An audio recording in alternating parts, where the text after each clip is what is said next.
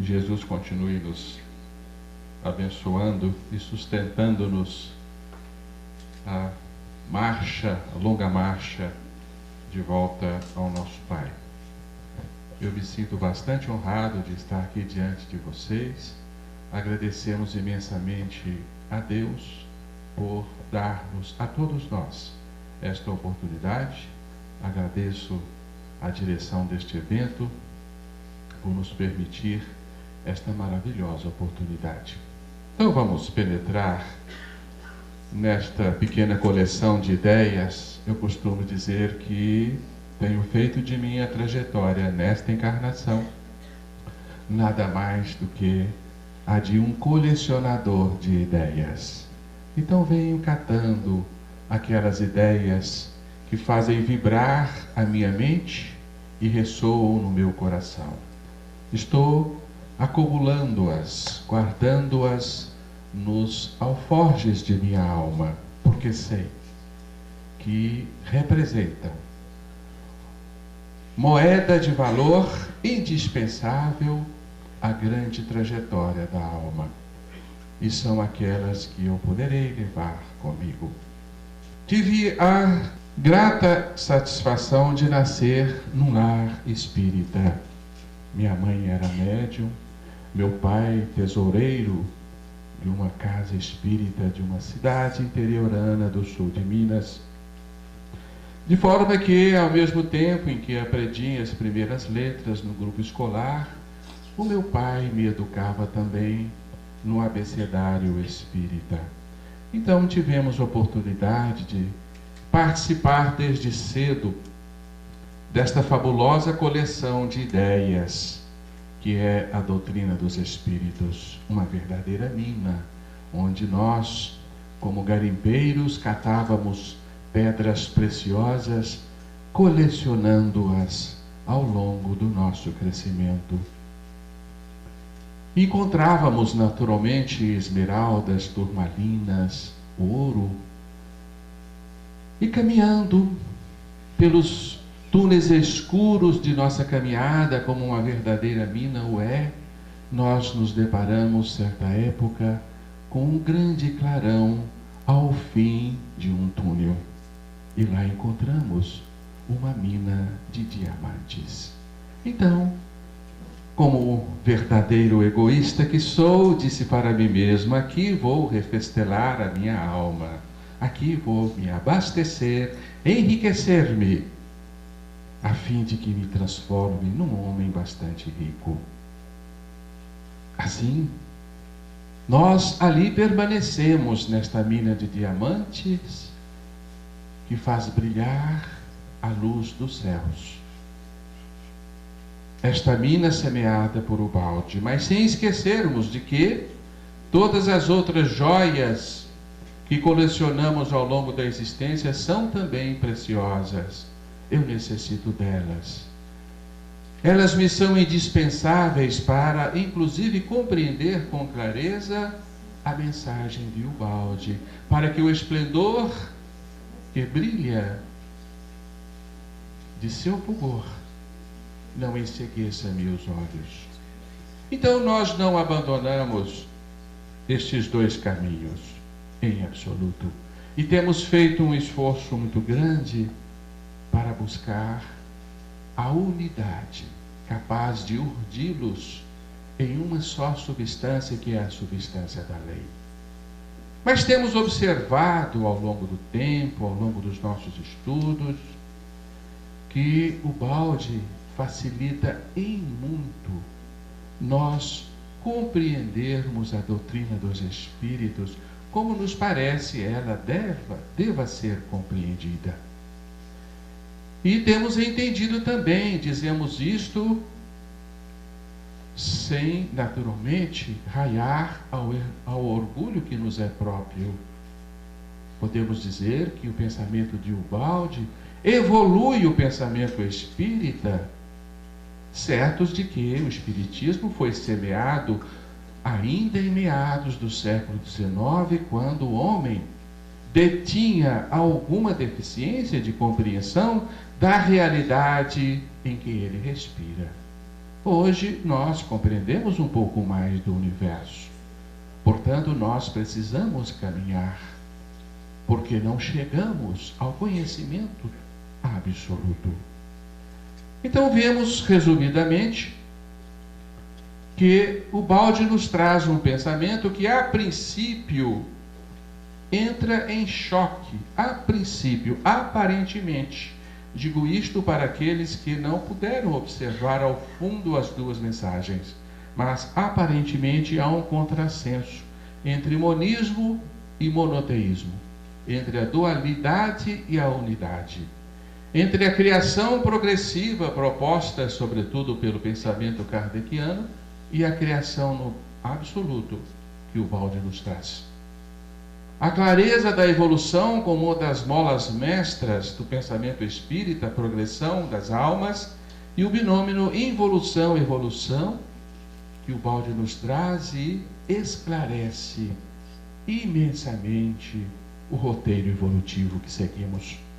A eternidade da vida no relativo versus princípio e fim de relativo ou do relativo. A inexistência de retrocessos, apregoado para muitos nas lições espíritas, versus a queda do espírito, que poderia ser compreendida como um retrocesso. E assim é possível unir as duas revelações? Grandes pensadores da atualidade dizem que não e seguem adiante, colecionando as joias preciosas ao longo da vida, que naturalmente serão de grande valor, de grande utilidade. Mas nós achamos que com o balde a nossa caminhada será facilitada. A mola mestra do pensamento baldiano reside na sua 11ª obra, Deus e o Universo. Aí sim nós nos encontraremos com uma informação estonteante e extraordinária, uma revelação que de fato faz deste livro uma verdadeira suma teológica. A queda, não a queda do homem, não a queda de humanidades, a queda do espírito na matéria.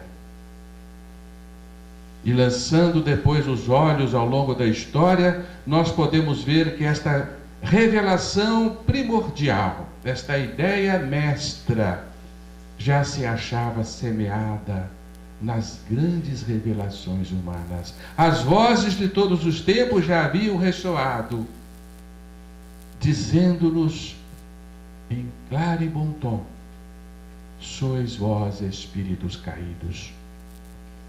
Aqui temos a afirmação de Isaías, capítulo 14, versículo 12: tornar-me-ei semelhante ao Altíssimo. Quando então Lúcifer, que era o anjo da luz, precipita-se nas trevas. Trazemos para vocês um esquema na intenção de que ele possa fazer para nós uma síntese da ideia da queda. Não vamos nos deter nas imensas particularidades deste estudo, que por si só poderia absorver todo o nosso tempo e ainda mais. Mas vamos fazer um resumo, sobretudo para aqueles que não tiveram ainda oportunidade de detalharem este estudo, debruçarem-se sobre as lições de Ubaldi e analisar com seriedade esta importante revelação. Aqui nós encontramos então em Ubaldi a ideia principal, que nos afere a existência de dois planos na criação: o plano do absoluto, que ele chama sistema, o plano do relativo, que ele chama de antissistema. Aqui nós temos o céu, aqui nós temos verdadeiramente o inferno da matéria. Então o Ubaldi traça para nós uma ideia que parte do pressuposto da existência de duas dimensões na realidade do existir: a dimensão divina e a dimensão terrenal, a terra e o céu. Então esta ideia parte de um cristianismo mais puro, que se sustenta nas revelações judaicas contidas no Gênesis mosaico. Deus é uma realidade pertinente ao absoluto e nós vivemos numa outra realidade aparentemente distantes de Deus. Então aqui nós vamos encontrar a junção perfeita da doutrina cristã com todos os grandes pensamentos que movem o entendimento humano. O homem fora criado como espírito, portanto, essência oriunda de Deus, no reino do absoluto, no sistema. Não haveria outra forma de Deus criar. Mas, como Deus nos dotou do livre-arbítrio, Deus deu-nos a possibilidade de escolher aceitar a sua lei ou rebelar-se contra ela. Então, muitos deuses menores, diz Ubaldi, intencionaram transformar-se em deuses maiores. Houve uma intenção de expansão do princípio autocêntrico, o princípio egocêntrico, como chama Ubaldi, que fazia com que cada filho de Deus se acomodasse na intimidade da lei.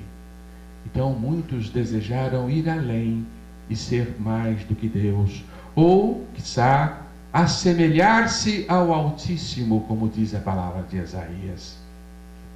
Esta pretensão, embora pudesse ser realizada, não havia para ela lugar no reino da ordem perfeita. Existia uma lei como um anteparo, representando aqui a árvore do bem e do mal, do fruto proibido que não convinha ao espírito experimentar. Mas muitos quiseram prová-lo. Aqui estamos nós. Deste impulso inicial de expansão, nós ricocheteamos na lei e resultou numa contração, exatamente de mesma magnitude da intenção expansiva, embora o gráfico possa não suscitar esta igualdade, mas o nosso impulso de expansão, ou pelo menos a nossa intenção de expansão, foi exatamente igual à contração que nos fez transformarmos-nos em matéria.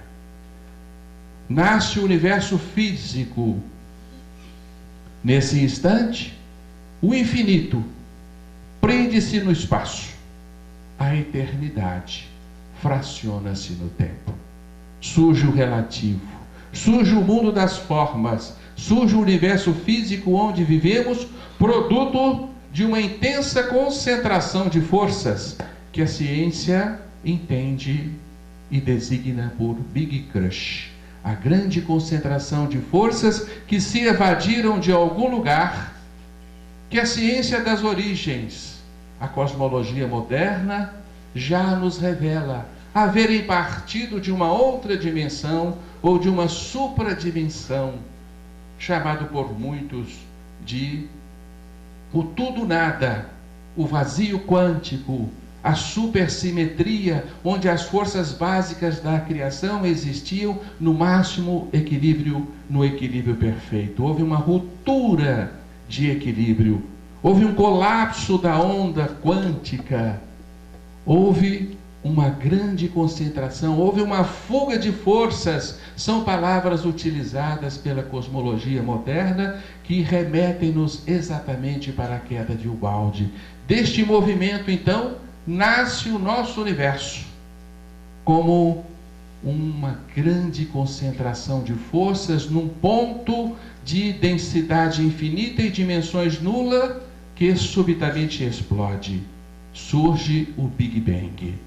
A reação expansiva que se segue ao movimento de contração. Nada mais do que uma reação. Eis aí a explicação sucinta, clara de Ubaldi, de por que o nosso universo está em vertiginosa expansão, no meio do qual nos carreia, porque ele foi contraído de forma inadequada. Nasce assim o nosso universo, fruto de um movimento de revolta, de rebeldia, gerando caos, a hecatombe do início, a grande parafunda de forças coalescentes da fogueira cósmica inicial.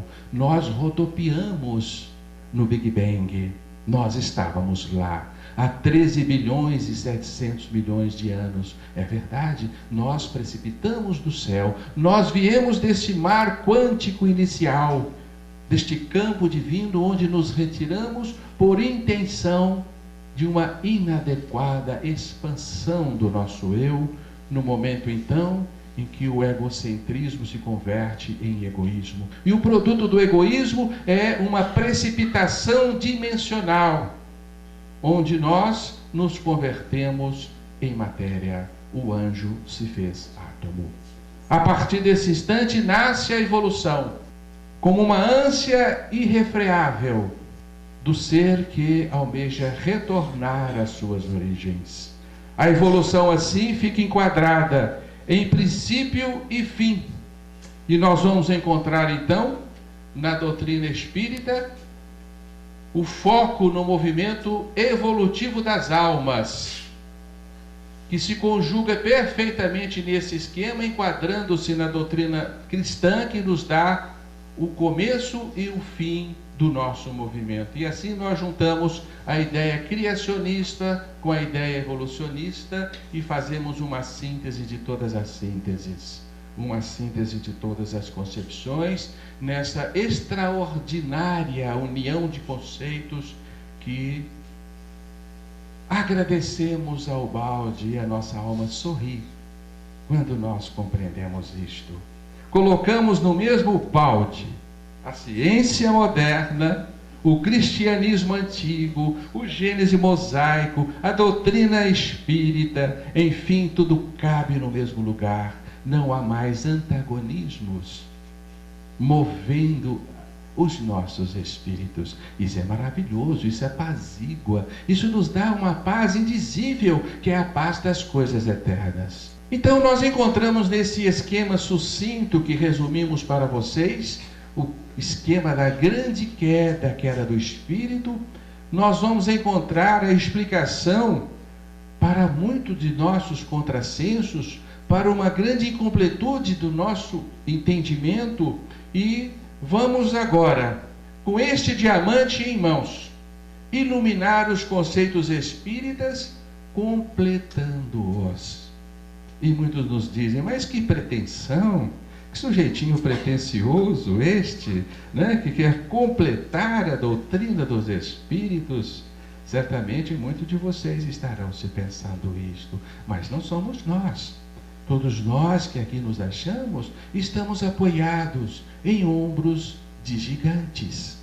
E esses gigantes nos permitem enxergar um pouco mais longe. Apenas isto, porque por nós mesmos, nós nada divisaríamos, senão a ponta do próprio nariz. A criação é eterna no relativo, eis um dos grandes paradoxos que a doutrina dos espíritos nos deixou. Pressupõe esse conceito que Deus se serve do tempo e do espaço para criar, pois Ele cria continuadamente, e os seus espíritos, os seus filhos amados, precisam percorrer a planície do espaço e as convulsões do tempo para crescerem e chegarem à perfeição. Isso então determina a eternidade do espaço e do tempo, a eternidade do universo relativizado de formas, de matéria, de energia, de transitoriedade. Então Deus dependeria destes valores, de certa forma, deletérios para criar? Isto pode ser, para muitos, como para mim, é um paradoxo. Mas agora nós entendemos que não, Deus só pode criar no absoluto.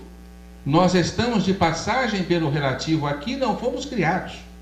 Porque no relativo nada se cria, tudo apenas se transforma, como nada se destrói. Então o Espírito veio do reino do Espírito, não do reino físico, do reino das energias, da matéria, do reino do espaço e do tempo.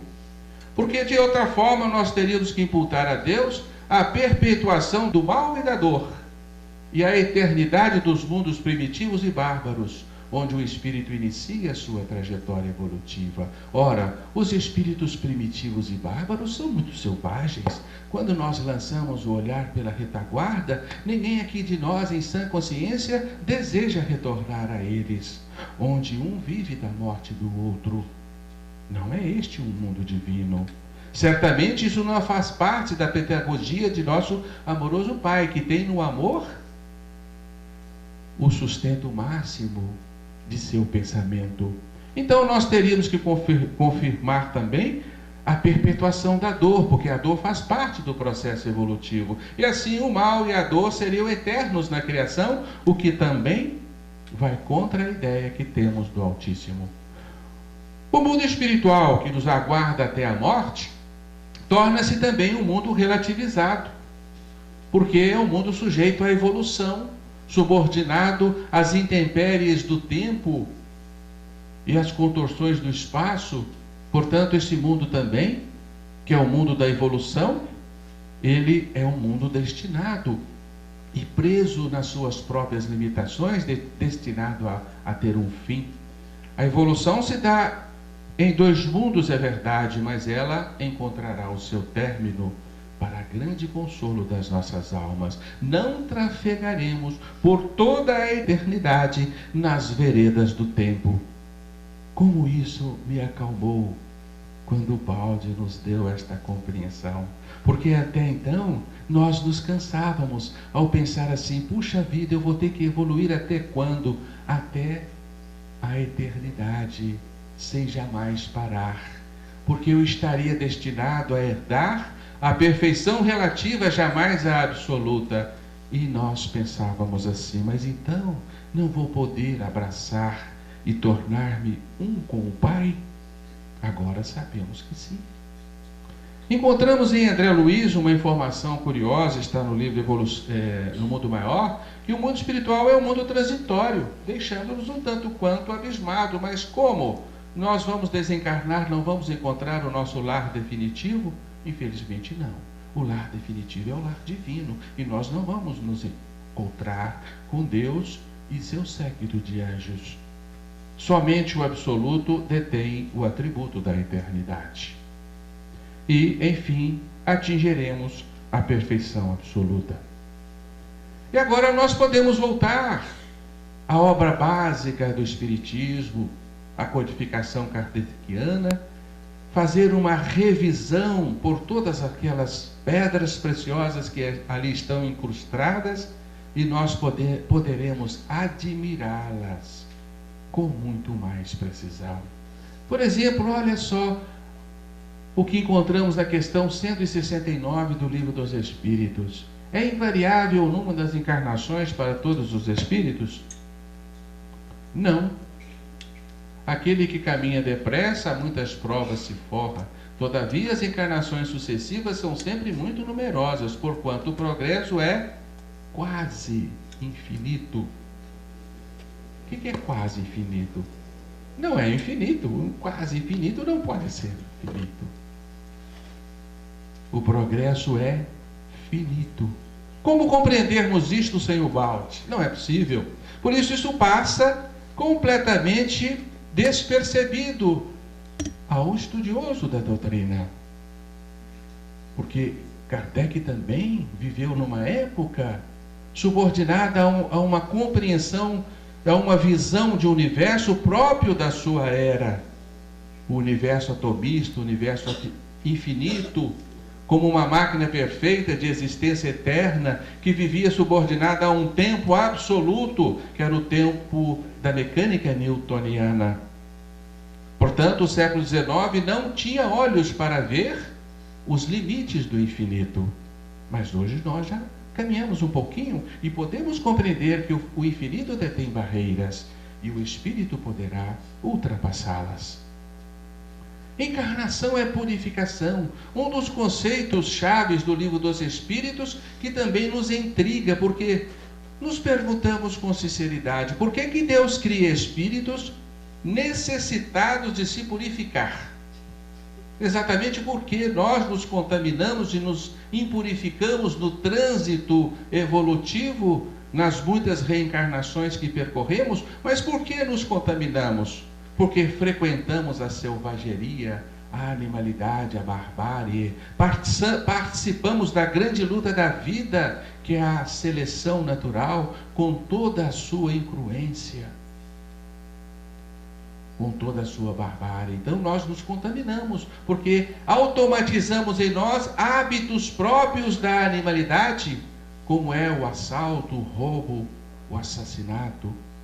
como é tirar a vida do outro em benefício próprio. Nós nos educamos na escola dos milênios nesta arte. Esta arte é até certo ponto terrível. Então a alma pode, com sinceridade, diante de Deus, perguntar-se: mas Senhor, educaste-me na grande batalha durante fantastilhões de anos, e agora me pedes para dar a minha vida em favor do meu irmão e não tirá-la em meu proveito? Isto agora me pesa, então eu me contamino, eu me impurifico.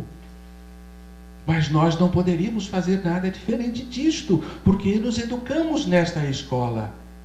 Isso torna-se um grande contrassenso, um imenso paradoxo para os nossos raciocínios, um pouco mais amadurecidos. Não é verdade? E a obra básica não se propôs a solucionar esta grave questão. Então o Livro dos Espíritos nos diz: a cada nova existência o Espírito dá um passo adiante na senda do progresso. Desde que se ache limpo de todas as impurezas, não tem mais necessidade de provas de vida corporal. Então a reencarnação tem o seu fim a partir do instante que o espírito se purifica. Mas agora nós podemos compreender isto. Como espíritos exilados da dimensão divina, nós incorporamos a imperfeição em nós. E por isso, precisamos sim de purificar-nos. A escola dos milênios nada mais fez do que educar-nos na verdadeira e divina arte do amor, para que pudéssemos esquecer e abandonar a terrível arte do egoísmo, ao qual nós, por eleição própria, nos apegamos. Então Kardec foi muito sincero. Para quem não percebeu, vale a pena lermos. Está aí na Gênesis, capítulo 3, tópico 21. Objetar-se-á: não podia Deus chegar ao mesmo resultado por outros meios, sem constranger os seres vivos a se destruírem? Desde que na sua obra tudo é sabedoria, devemos supor que ela não existirá mais em um ponto do que noutros. Se não o compreendemos assim, devemos atribuí-lo à nossa falta de adiantamento. Contudo, podemos tentar a pesquisa da razão do que nos parece defeituoso, tomando por bússola este princípio: Deus há de ser infinitamente justo e sábio. Procuremos, portanto, em tudo sua justiça e sua sabedoria, e curvemo-nos diante do que ultrapassa o nosso entendimento. Então Kardec foi sincero. As informações que ele colheu dos espíritos não lhe foram suficientes para explicar o entrechoque dos seres vivos, a lei de destruição. Por que a criação incorporou a lei de destruição? Não só dos seres vivos, mas de toda a natureza. Ela está subordinada a este ciclo de crescimento e decrescimento, de vida e de morte. Exatamente porque não poderia o Senhor, com sua sabedoria, chegar ao resultado que é a construção da perfeição por outras vias, senão esta que nos enche de dores, nos inunda de temores e de pavor? Kardec não compreendeu, ele deixou isso expresso aí nessas palavras. Então, na verdade, a doutrina não pôde responder tudo. O famoso dualismo espírita. Haja vista que na época de Kardec, o homem não tinha ainda uma clareza da unicidade, do monismo que impera na obra de Deus. Ele seguia ainda os favônios soprados pela filosofia cartesiana, que lhe separava a obra de Deus em espírito de um lado e matéria do outro, ciência e religião. Dicotomia que a nossa ciência e o pensamento incorporou até os dias de hoje. Hoje nós estudamos a matéria como se for algo independente do espírito, tanto que o médico trata o nosso corpo, a revelia do que se passa nas nossas emoções, nas nossas sensações e daquilo que vai em nossas almas, como se a alma fosse pertinente ao sacerdócio, ou quanto muito ao terapeuta. O corpo é da alçada de intervenções materialistas unicamente. Então o Livro dos Espíritos nos deixa um conceito eminentemente dualista ao afirmar-nos a existência dos elementos gerais do universo. Há, então, espírito independente da matéria. Mas Kardec, mais uma vez, expressa com sinceridade a incompletude desta ideia. Esta ideia não estava pronta. E ele assim nos diz: a origem e a conexão dessas duas coisas, espírito e matéria, nos são desconhecidas. Ele não afirmou, não deu a última palavra. Eu digo isso para vocês porque em nossos estudos lá em Belo Horizonte, certa feita, um grande estudioso da doutrina me colocou no canto da parede e disse assim, com o dedo em riste no meu nariz: olha, o Livro dos Espíritos não ensina isso não. O Livro dos Espíritos não fala que espírito e matéria é a mesma coisa, não. Você está ensinando coisas erradas para as pessoas. Como se fosse uma informação inderrogável. E não é. Olha o que Kardec nos diz. A origem e a conexão dessas duas coisas não são ignoradas. Se promanam ou não de uma só fonte, se há pontos de contato entre ambas, se a inteligência tem existência própria, se é uma propriedade, um efeito, se é mesmo, conforme a opinião de alguns, uma emanação da divindade, ignoramos. O grande pensador do Espiritismo foi sincero, repetimos. Gera-se assim o que nós chamamos o paradoxo monoteísta, a grande trava do pensamento religioso moderno que se fundamenta no monoteísmo, sustentado até pela ciência, como o prova, um livro recentemente lançado de Marcelo Gleiser, Criação Imperfeita, não perfeita. E a ciência insiste em nos afirmar: viemos do caos. A desordem reina no universo do infinitamente pequeno, subordinado ao princípio da incerteza. O universo é produto de uma desordem, de uma imperfeição. E a ciência está certa. Não está errada. Porque nós estamos diante de uma construção que não é originária de Deus, que advém de nós mesmos, o antissistema. O reino da desordem, o reino do mal e da dor.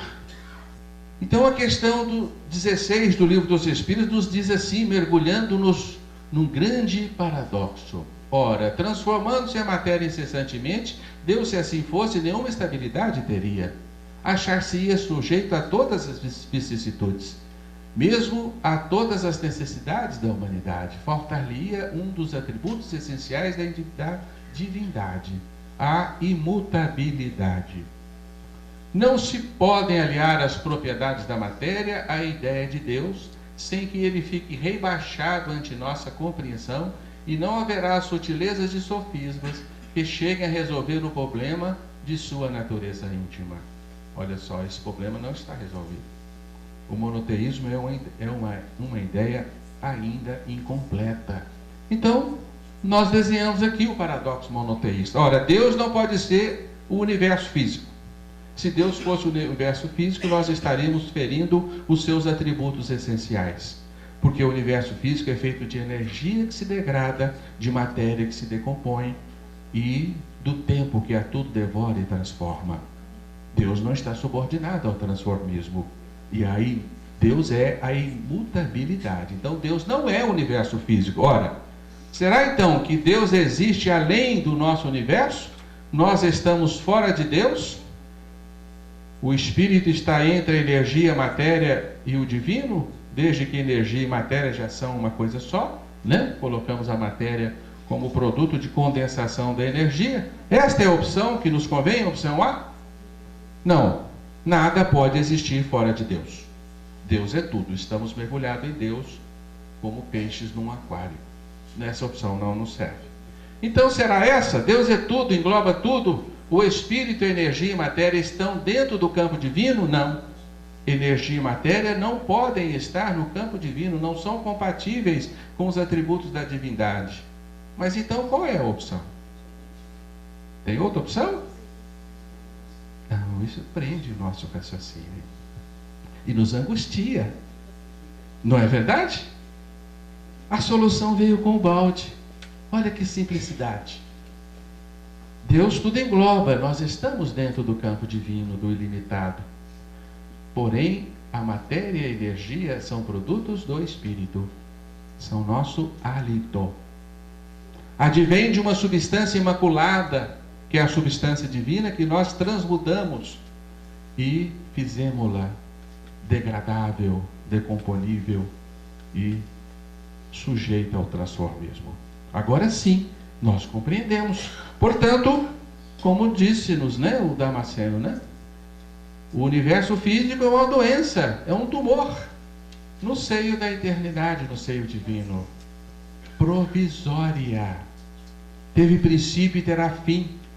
Começou há 13 bilhões e 700 milhões de anos e irá terminar sim, porque a própria ciência já decretou a morte do nosso universo.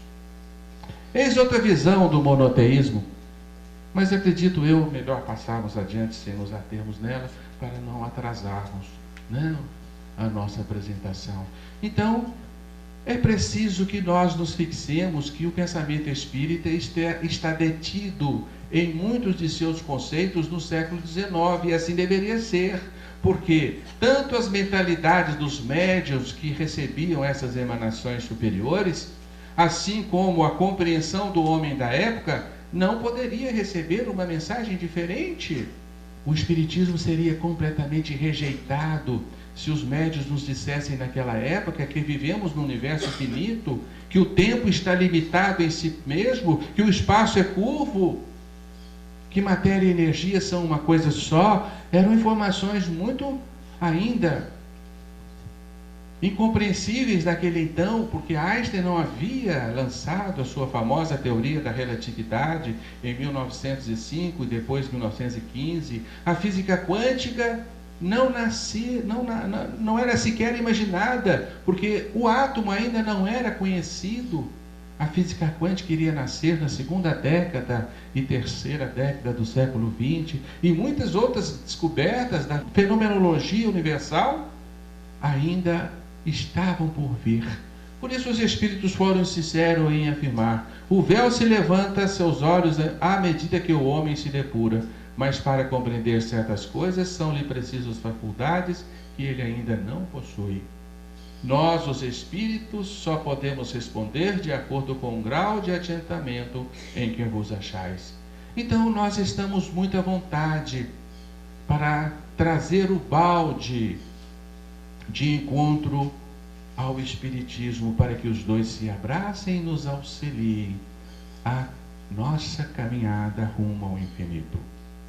Acreditamos que essas luzes do balde nos são indispensáveis, e nosso Kardec, o bom senso encarnado, deixou-nos esta recomendação preciosa, o nobre conselho que infelizmente muitos de nós, em defesa da famosa pureza doutrinária, não se deu conta dela. O Espiritismo assimilará sempre todas as doutrinas progressistas, de qualquer ordem que seja, desde que hajam assumido o estado de verdades práticas e abandonado o domínio da utopia, o que é o caso do balde. Já não estamos mais no domínio de utopias. Caminhando de par com o progresso, o Espiritismo jamais será ultrapassado, porque se novas descobertas lhe demonstrassem estar em erro acerca de um ponto qualquer, ele se modificará neste ponto. Se uma verdade nova se revelará, ele a aceitará. Não é verdade? Então, firma-se uma doutrina progressista, que acompanha o desenvolvimento, ou deveria acompanhar o desenvolvimento do pensamento humano, mas nós, infelizmente, em obediência aos nossos velhos hábitos, ao nosso misoneísmo, criamos dogmas e geramos cânones que não podem mais ser derrubados. E transformamos essa doutrina maravilhosa num odre velho que não poderá receber mais o vinho novo. Está nas nossas mãos fazermos evoluir a doutrina dos Espíritos, porque, felizmente, esta revelação maravilhosa não pertence a uma instituição propriamente dita. Ela é conduzida pelos seus estudiosos, pelos seus pensadores, e quiçá as gerações novas possam efetuar estas evoluções no pensamento, para que ela continue a servir ao homem na sua longa e laboriosa jornada. Eis então que o mundo espiritual, ciente das nossas necessidades evolutivas, na certeza de que não atingimos em absoluto as últimas verdades que haverão de nos salvar, de nos libertar, envia-nos a cada época os seus mensageiros, que comparecem aqui junto a nós, a fim de dar-nos as mãos e fazer-nos caminhar um passo mais. Em 1951, nosso querido Chico, sorridente, né? Como estava feliz naquele dia, né? Ele comemorava, brindava o encontro memorial, o encontro desses dois faróis a iluminar as escuras veredas humanas. Então nós podemos afirmar que estes dois espíritos vieram fazer evoluir a doutrina dos espíritos. Porque a doutrina dos espíritos não deve estar presa em seus templos de pedra, como aconteceu com todas as outras grandes religiões. Deveria ser uma doutrina aberta, progressista, pronta a assumir verdades que aparentemente possam contrariar os seus fundamentos, desde que abandonem o campo da utopia. Porque a doutrina dos espíritos deveria refletir a realidade estampada na sua fenomenologia, e não insistirmos em afirmações que contrariam os fatos. Por exemplo, nós já estamos cientes da realidade da involução, então não adianta nós insistirmos que evolução não existe, isso é uma realidade. Nós vemos isso na própria literatura espírita, no fenômeno da ovoidização e outros mais. Mas eis que, através de Chico Xavier, dois outros grandes faróis do outro lado da vida comparecem também para nos auxiliarem. Aqui temos uma das concepções de Emmanuel e de André Luiz. Estas almas maravilhosas, às quais nós tanto agradecemos e tanto aprendemos a admirar ao longo dos nossos estudos. Então nós vamos encontrar na literatura do Chico muitas informações que passaram despercebidas. Elas estão ali, por vezes ditas em entrelinhas. E muitos podem se indignar, perguntando-se assim, mas por que o Chico não falou isso de uma forma tão enfática? Por que ele não foi mais claro ao nos falar da queda? Por que ele deixou entre linhas? Exatamente porque a sua missão era a missão de um conciliador. Era aquele que nos dá a mão e abre-nos uma porta, entreabre-nos e mostra que há algo mais além. Um missionário dotado de grande humildade para isto, porque Chico Xavier era um homem profundamente sábio, muito mais sábio do que nós imaginamos, porque a sua extraordinária obra passava pelo crivo do seu psiquismo. Ele sabia tudo aquilo que ele escrevia, porque o fenômeno mediúnico é um fenômeno de interação de mentes. O médium não é um mero ratinho de pilha que fala aquilo que não entende. Então o Chico se segurou, acredito eu, para que ele não deixasse à mostra com tanta clareza a mensagem, para que nós pudéssemos descobri-la por nós mesmos e avançássemos.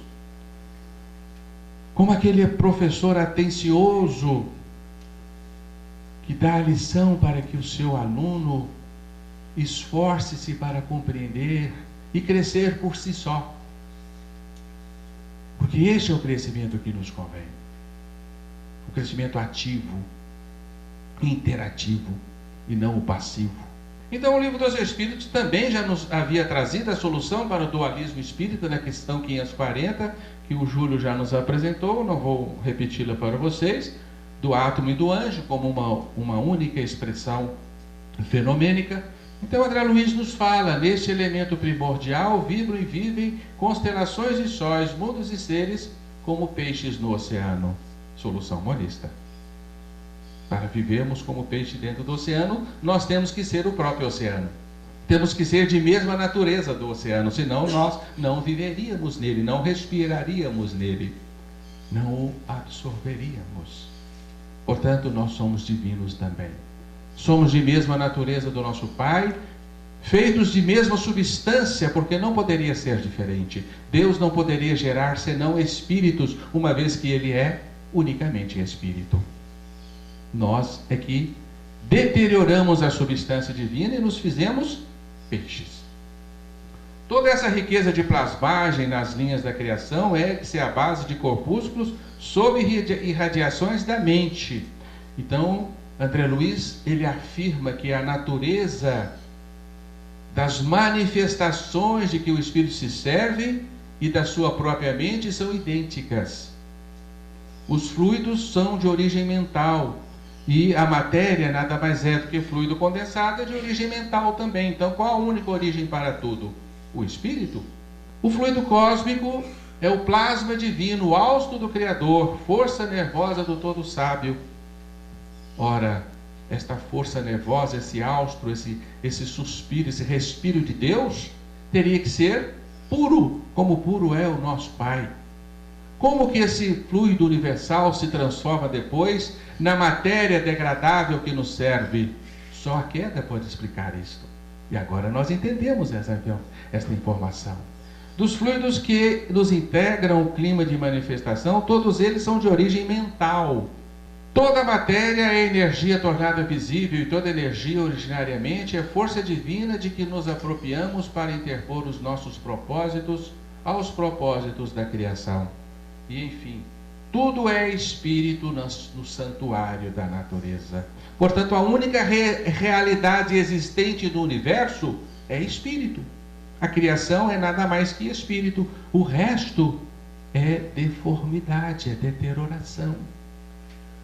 E nós nos encontramos outro dia com uma preciosidade da física moderna que nos diz que a matéria é uma deformidade do espaço. Olha que interessante, é uma deformação. É produto de uma imperfeição. E assim nós aplaudimos o balde que nos permite compreendermos todas essas afirmações, sejam da ciência, sejam de outras origens qualquer. E aqui, o monismo de Emmanuel. No livro Emmanuel, capítulo 32, é feita a seguinte pergunta para a entidade. Uma pergunta inteligente de alguém que possivelmente conhecia o balde. Será lícito considerar-se espírito e matéria como dois estados alotrópicos de um só elemento primordial, de maneira a obter-se a conciliação das duas escolas perpetuamente em luta, dualista e monista, chegando-se a uma concepção unitária do universo? Resposta: é lícito considerar-se espírito e matéria como estados diversos de uma essência imutável, a substância de Ubaldi, chegando-se desta forma a estabelecer a unidade substancial do universo. Ele utiliza a palavra unidade substancial, confirmando a grande equação da substância. Dentro, porém, desse monismo físico-psíquico, perfeitamente conciliável com a doutrina dualista, faz-se preciso considerar a matéria como o estado negativo de deformidade, de desordem, e o espírito como o estado positivo dessa substância. Fechou o ciclo da substância, fechou a grande equação proposta na grande síntese. Exatamente, né? A Emmanuel, né? 1937. Ainda ele não conhecia a grande síntese, né? Sim, conhecia? 35 já estava começando a ser. Mas ela foi publicada em 39 aqui no Brasil, né? O Reformador saiu em série. Ah, tá. E independente disso, você aprendia a espiritualidade, né? Com certeza, e o Chico sabia disso. Não, o Emmanuel. Mas independente disso, seria o Reformador que saiu em série. Ah, sim. De qualquer forma, ele vem confirmar para nós. É isso. E aqui ele afirma o princípio de unidade. A ciência terrena, no estudo das vibrações, o que está acontecendo hoje, chegará a conceber a unidade de todas as forças físicas e psíquicas do universo. Físicas e psíquicas, como uma coisa só. O princípio soberano da unidade absorve todas as variações possíveis, crendo nós que, sem perdermos a consciência individual no transcurso dos milênios, chegaremos a reunir-nos no grande princípio de unidade, que é a perfeição. Derruba-se a tese da evolução relativa, da perfeição relativa. Nós nos abraçaremos à perfeição. Sede perfeitos como perfeito é vosso Pai, recomendou-nos o Cristo. Então, nosso Deus aguarda-nos com o amplexo da perfeição, e nós nos fundiremos verdadeiramente nesta perfeição. Então, chegamos aí ao ápice da nossa mensagem para vocês, que é estudarmos a queda na obra de Chico. Mas vamos dar uma pinceladinha da queda na obra básica, embora o Júlio já tenha mostrado aqui com maestria para nós. Vamos aqui ao Evangelho segundo o Espiritismo, na fabulosa missiva do Espírito de Verdade, capítulo 6, capítulo O Consolador. Venho como outrora aos transviados filhos de Israel. A casa de Israel é a representação da criação, não suscitamente a pequena nação judaica. Portanto, a casa de Israel é a criação universal. Venho como outrora aos transviados filhos de Israel, trazer-vos a verdade e dissipar as trevas. Venho instruir e consolar os pobres deserdados. Nada fica perdido no reino de nosso Pai. Sou o grande médico das almas e venho trazer-vos o remédio que vos há de curar. Isso é verdade. Nós estamos tomando isso ao pé da letra. Nós todos estamos enfermos. Todos nós que trajamos corpo de carne, somos espíritos falidos, desterrados, exilados do paraíso divino. Portanto, somos os mortos a que o Cristo se referia, as ovelhas perdidas, os filhos pródigos. Como que isso se esclarece? Como que isso é surpreendentemente claro? E como que isso balança as fibras da nossa alma quando nós nos detemos para pensar nisso. E suscito vocês a meditarem profundamente nesta afirmativa: eu sou um filho perdido. Eu estou desgarrado do aprisco. Que devo fazer agora? Retornar apressadamente, desfazer-me de todos os equívocos da vida na carne, para viver a real vida, que é a vida do Espírito. Portanto, nós somos os deserdados, os transviados, os perdidos, os doentes que precisam de médico e de remédio e requerem a cura. Porque não é o nosso universo que é uma doença no seio da eternidade, não. Somos nós que compomos este universo, que somos exatamente as células cancerosas deste universo, deste grande tumor. Somos nós os elementos cancerígenos. Portanto, nós precisamos aprender a ciência do real viver. Aí acrescenta, a mensagem: venho salvar-vos. Olha o conceito de salvação ressurgindo. O conceito cristão de salvação, que nós infelizmente abandonamos na dialética evolucionista, porque se entendemos que estamos apenas evoluindo rumo à perfeição, partindo de uma simplicidade e ignorância, então eu preciso me salvar de quê? De nada. Eu preciso apenas evoluir. Por isso nós vimos há pouco tempo, numa revista de espiritismo da nossa nação, de um grande pensador espírita que respeitamos, um artigo denominado assim: salvação? Não, obrigado. E ele provava, dentro da dialética evolucionista espírita, que o homem não precisa de salvação. Então nós abandonamos este vernáculo, não é verdade? Não batemos no peito e dizemos assim: Jesus venha me salvar. Não é um diálogo próprio do espírito, mas sim do crente, não é verdade? Mas agora nós entendemos o que isso quer dizer e resgatamos a mensagem salvacionista do Evangelho. Isso é extremamente importante para os nossos dias. Homens fracos que compreendeis as trevas de vossa inteligência. Nós vivemos nas trevas, somos seres das trevas. O que é o nosso universo, senão um imenso buraco negro, onde nós estamos mergulhados e constrangidos às suas férreas leis? Evidentemente que sim, nós vivemos nas trevas. Não afasteis o facho que a clemência divina, o perdão divino, vos coloca nas mãos para vos clarear o caminho e reconduzir-vos, filhos perdidos, ao regaço de vosso Pai. É preciso mais clareza? Isso está lá no Evangelho segundo o Espiritismo. Nós não estamos nos conduzindo para Deus, nós estamos nos reconduzindo. Nós somos os filhos perdidos.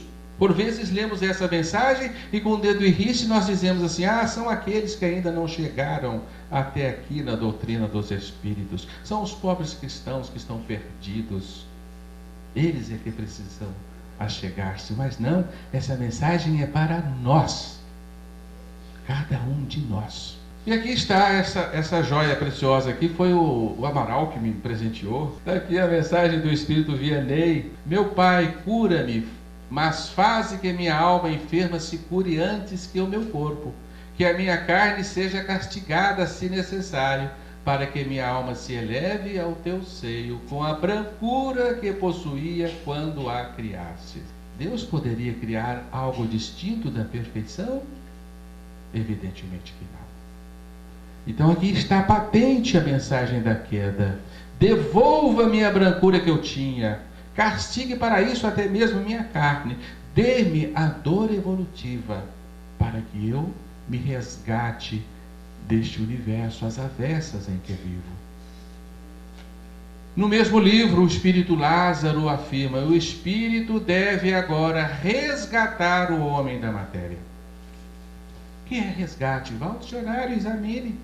É salvação, é socorrer quem está perdido, é atender aquele que se vê em sérias dificuldades, é soerguer aquele que caiu. Eis-nos. Esta é exatamente a nossa natureza de seres decaídos. Na questão 109 do Livro dos Espíritos, pobre ovelhas desgarradas, ele está falando para nós, não está falando para os nossos irmãos que estão nas outras crenças religiosas, não, porque uma vez eu assisti um estudo de um companheiro nosso dessa citação, e ele mencionava os outros. Ele não é desgarrado, ele já estava no aprisco, né? Olha só o que é o nosso orgulho. Se nós não tomarmos cuidado, nós nos resvalamos com muita facilidade, não é verdade? Pobre ovelhas desgarradas, aprendei a ver aproximar-se de vós o bom pastor, que longe de vos banir para todos sempre de sua presença, nós estamos ameaçados de ser banidos para todos sempre. Há uma ameaça, embora a lei de evolução seja infalível e nenhuma ovelha se perderá. Mas essa ameaça paira no ar. O bom pastor vem pessoalmente ao vosso encontro para vos reconduzir ao aprisco. Filhos pródigos, deixai o vosso voluntário exílio. Eu estou aqui porque quero. É verdade. Você está aqui porque quis. Agora tem que ficar. Agora tem que trafegar pela longa estrada que nos tira daqui. Mas nós viemos porque quisemos. Exílio voluntário. Encaminhai vossos passos para a morada paterna. Então nós não estamos na morada paterna? Não. Vamos morrer e vamos para a morada paterna? Não, infelizmente não. Continuaremos exilados, ainda que desencarnados.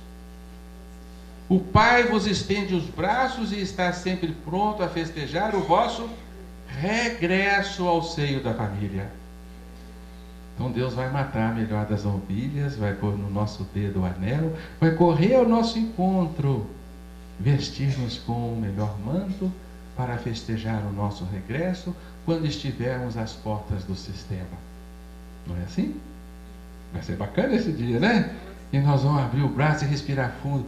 Ai, até que fim eu voltei para casa, né? Vou viver na abundância de todos os bens, na segurança de todos os valores. Está muito claro isso, mas os olhos que não querem ver deixam a mensagem passar despercebida. Então aqueles que negam a queda, fixando-se na obra básica, deve repensá-la, porque tem que apagar essas mensagens que estão aí. Tem que deletar alguns artigos da codificação, porque nos parecem muito claros. Mas vamos ver, enfim, a queda na obra de Chico. Até que enfim chegamos lá, depois de um grande rodeio, né? Mas a gente tem que fazer esse rodeio para ficar mais precioso, né? Assim, não dá de mão beijada, não, né? Tem que fazer um sacrifício, tem que ficar sentado aí, ouvir muita coisa, né? Para, enfim, ganhar, né, esse diamantezinho suado que nós fomos lá cavar na mina para mostrar para vocês. Olha que diamante bonitinho. É meu. Esse diamante é meu. Né? E que interessantes são as ideias. Ninguém pode nos tomá-la, mas nós podemos doá-la para todos e elas não perdem nenhum valor por isso, não é verdade? O determinismo divino, estamos aqui na obra Consolador, questão 135. O determinismo divino se constitui de uma só lei, que é a do amor para a comunidade universal. Urge recompor os elos sagrados dessa harmonia sublime, eis o resgate. Portanto, ele está nos dizendo aqui, a sabedoria de Emmanuel, que houve uma ruptura da lei do amor. Porque o nosso universo, infelizmente, está subordinado à lei da luta. Uma lei ainda fratricida, que é a lei da seleção natural, onde os seres se embatem para muito mais tarde aprenderem a amarem-se. Não é verdade? Portanto, nós vivemos aqui um resgate. Urge recompor, não é compor, não. Então, a obra de evolução do universo não é obra de composição, é de recomposição. Recompor é tornar a compor aquilo que foi desfeito. É claro. Ele não falaria em recomposição se não fosse a isto que ele estivesse se referindo. Na mesma obra, questão dos 282, o Velho Testamento é o alicerce da revelação divina. Aqui nós vamos achar na queda. Primeiro capítulo do Gênesis. O Evangelho é o edifício da redenção das almas. Como tal, devia ser procurada a lição de Jesus. O que é redenção, gente? Nós utilizamos essa palavra assim à torta direito, sem pensarmos exatamente no que ela significa. Ela é tolerada pelo espírita. O espírita incorporou em seu vocabulário. Mas, se formos ao dicionário, não haverá diferença alguma entre redenção e salvação. Redenção é salvação. É socorrer aquele que está necessitado, aquele que caiu. Isso é redenção. Portanto, o Evangelho é o edifício da salvação. Ora, se nós estamos simplesmente em evolução, por que precisamos de redenção? Por que requeremos ser salvos? Salvos de quê? Nós não salvamos as nossas crianças da escola primária. Elas precisam atravessar as escolas primárias. Elas não estão perdidas ali. Nós precisamos ajudá-las a percorrer aquele caminho da forma mais cômoda e rápida possível. Mas ninguém seria, idiota o bastante para resgatar a sua criança, o seu filho, de uma escola primária, em absoluto. Não é verdade? Então, se nós estamos nas escolas primárias da vida do Espírito, por que precisamos ser resgatados desta escola? Aí nós entendemos que não estamos na escola da vida, vivemos no reformatório. Aí é diferente.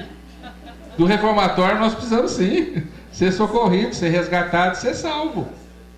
Portanto, a Terra é verdadeiramente um reformatório de almas, um grande hospital. Os mundos bárbaros, primitivos, os mundos de expiações e de provas são escolas amenas, fornecidas amorosamente pelo nosso Pai para educar os espíritos tenros que Ele criou. É assim? Não, não é, evidentemente que não. São verdadeiras escolas reformistas, que constrange o espírito a seguir a lei que deve ser seguida, através da dor, da limitação, da vicissitude, da dificuldade, do labor, do cansaço. Esta é a nossa vida, infelizmente. Então, olhemos ao derredor e vamos ver que não vivemos numa escola de amor. Porque há dores e ranger de dentes por onde caminhamos.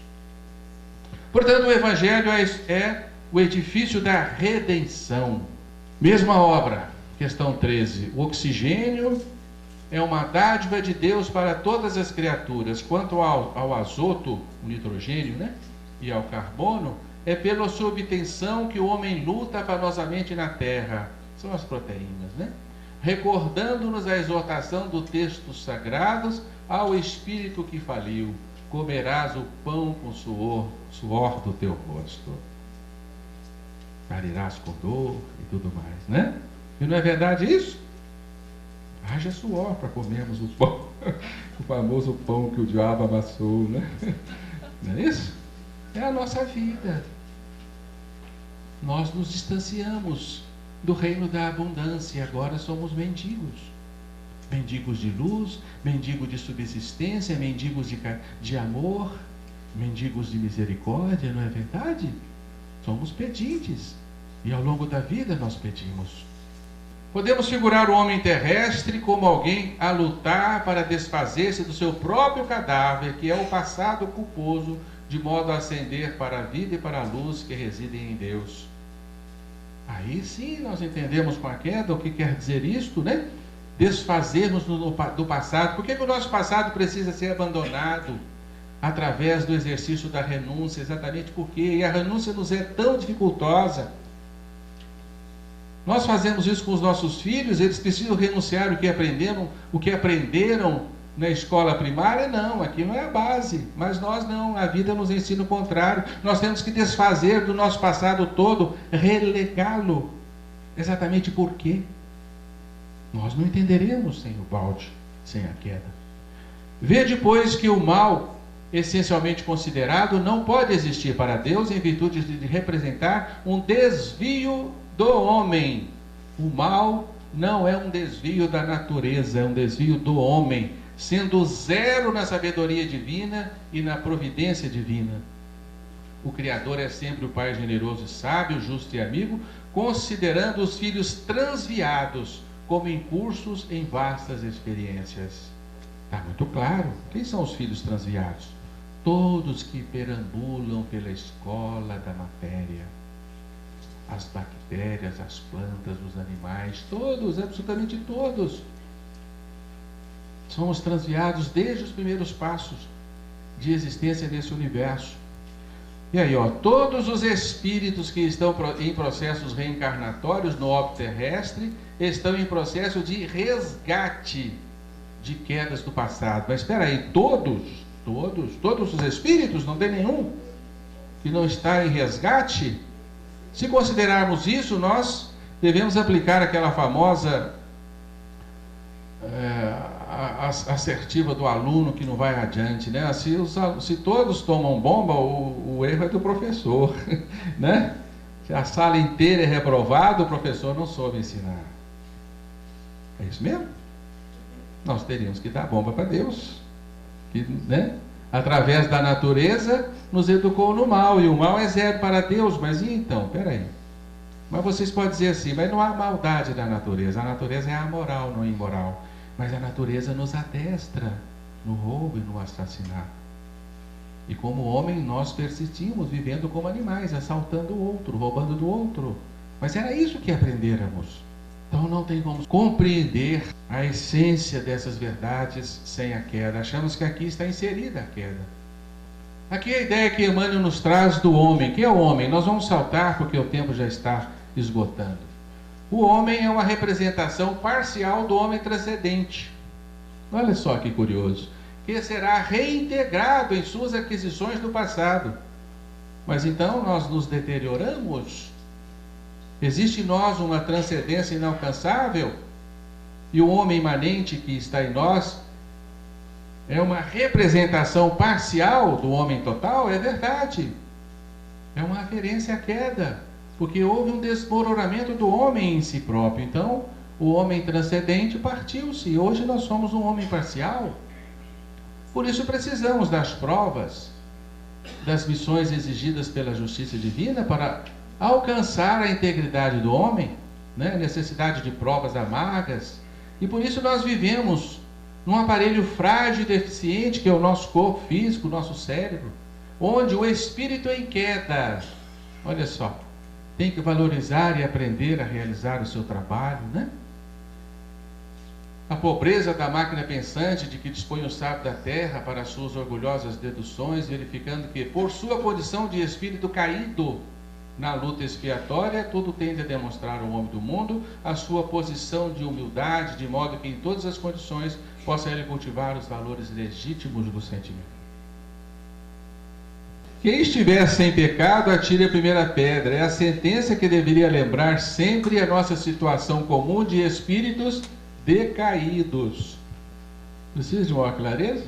Para não condenar esse ou aquele. Todo serviço de caridade desinteressada é um reforço divino na obra da fraternidade humana e da redenção universal. Que palavra bacana, né?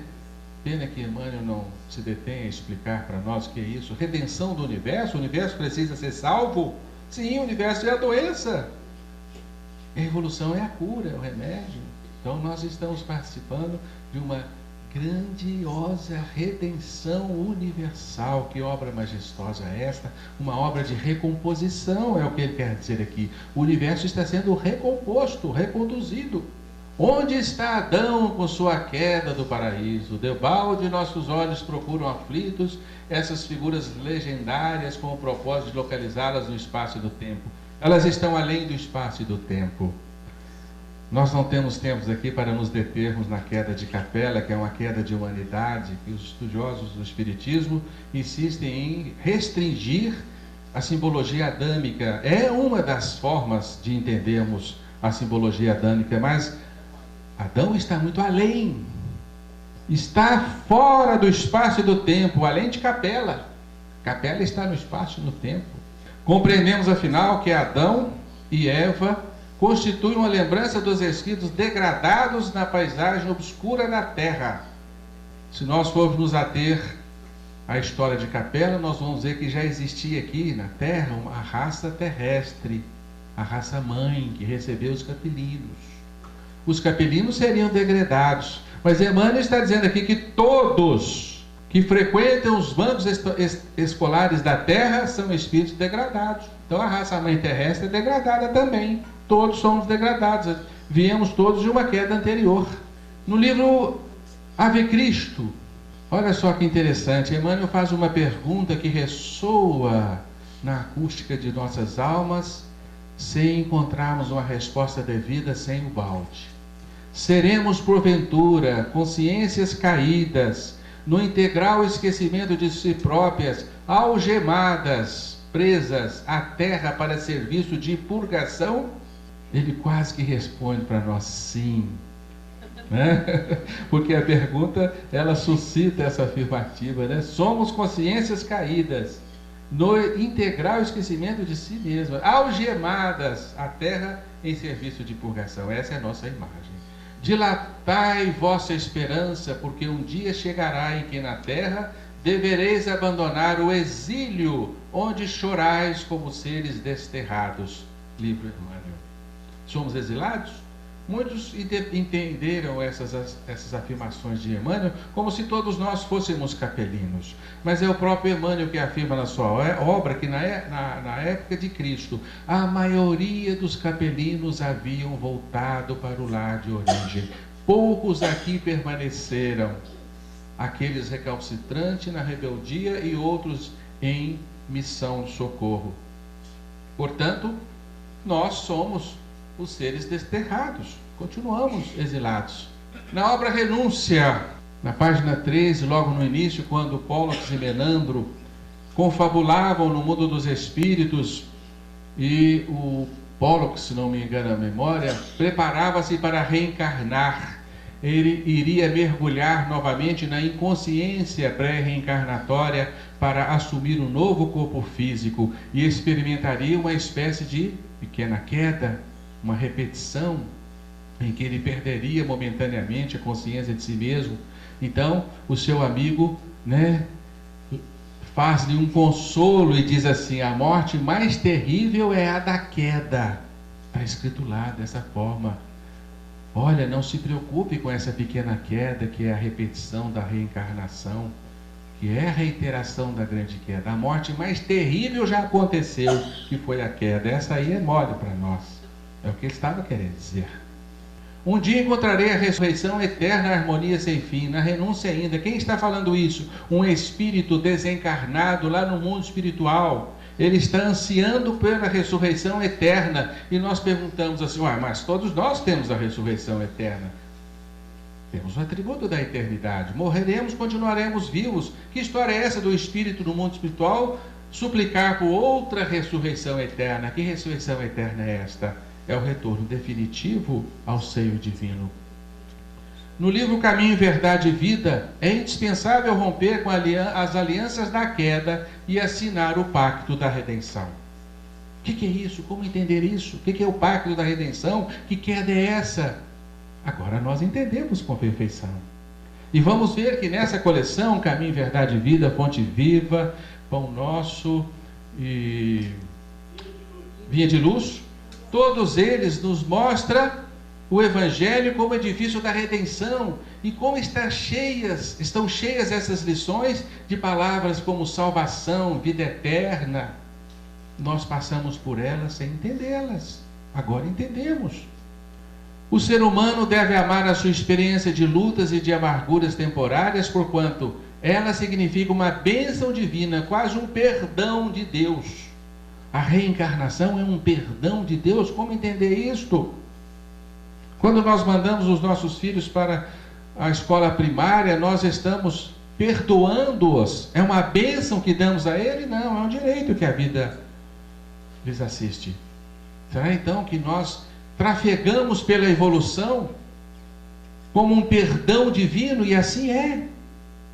Deus perdoou-nos a queda, a afronta da nossa revolta primária e nos deu a possibilidade de retornar através da evolução, na elaboração dos milênios, como uma bênção, como um perdão, porque Deus não quis a morte do pecador. Ele caiu com a criatura e ajuda a sua reorganização e o seu retorno.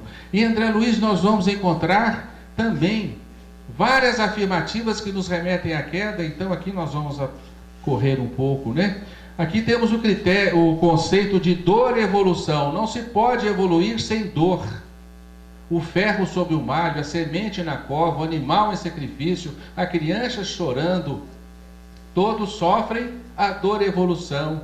E cabe aqui o nosso apelo: Deus, criaste-nos com a necessidade de sofrer para evoluir, até mesmo quando éramos seres inocentes, trafegando no mundo animal. Precisávamos disso, e hoje vemos os animais sofrerem e os nossos corações se cortam e nós dizemos assim: isso é uma necessidade. Mas como? O amor não é o fundamento máximo da criação? O mal não é zero na lei divina? Como que vemos assim essa aparente maldade semeada na nossa natureza, aos nossos olhos? Agora nós entendemos. Toda a natureza está caída. Toda a natureza é obra da queda. E André Luiz aqui nos fala: a prisão redentora da carne acena-nos ao regresso. Eu estou preso, isso aqui é uma prisão? Sim, é uma prisão, nós estamos presos na carne. A prisão redentora, a prisão salvadora. Este é o conceito de corpo físico que André Luiz nos traz, que nos remete à questão 11 do Livro dos Espíritos, que a carne abafa o espírito. Em Evolução dos Mundos, André Luiz nos informa que o espírito, na sua lenta e laboriosa viagem, foi constrangido nas faixas inferiores da natureza. Ora, Deus nos obrigou, nos constrangiu a frequentar os reinos inferiores. Que constrição é essa? Que fiz eu para merecer essa constrição? E a obra de André Luiz está vastíssima de vitoriosa ressurreição, ressurreição verdadeira. Aqui no livro Libertação, nós encontramos uma súplica de Gúbio. Gúbio faz uma prece. Gúbio está desencarnado, está lá no plano espiritual. E ele reza e pede a Deus para que possamos alcançar um dia a glória da ressurreição verdadeira. O que é isso? O Espírito está lá, está ressurreto no mundo espiritual. O lar definitivo para muitos. Ele está pedindo outra ressurreição, outra vida, além daquela, sim, a ressurreição no absoluto. A ressurreição crística, aquela que Cristo veio nos ensinar ao realizá-la aos nossos olhos. Assim nós resgatamos os conceitos evangélicos que se tornam maravilhosos agora aos nossos olhos. Existe de fato uma outra ressurreição que não é simplesmente a reencarnação, como nós aprendemos das letras básicas da doutrina. Aqui está, ó, a suprema ressurreição, a ressurreição gloriosa. Todas essas afirmativas aqui são feitas por espíritos desencarnados. Aqui Pedro nos informa que Deus não poupou os anjos que pecaram, mas lançou-os no inferno, prendendo-os em abismos tenebrosos, a fim de serem reservados para o juízo. E André Luiz nos fala, a cadeia de ascensão do Espírito vai da intimidade do abismo à suprema glória celeste. Deus me atirou no mais profundo e fecundo abismo da matéria para evoluir, encerrou-me em túmulos de pedra. A troco de quê? Não teríamos como compreender isso sem imputar este fenômeno a nós mesmos. Nós vamos ver que o diamante que o balde nos traz afere conceitos cristãos que foram aparentemente esquecidos pela doutrina. Adão e Eva, fim dos tempos, salvação, ressurreição, vida eterna, evolução, mal, dor, desordem, o universo relativizado, criação progressiva como fenômeno provisório, tudo isso encontra a sua devida explicação. E nós então concordamos finalmente com o Espírito de verdade. No cristianismo encontram-se todas as verdades. Então, quem somos nós para negarmos ou simplesmente abandonarmos as aferições do Evangelho? Precisamos sim de um balde para vermos com mais clareza e acelerar a nossa volta para casa, abraçando-nos a boa nova do Cristo. Que o Senhor esteja conosco sempre. Muito obrigado.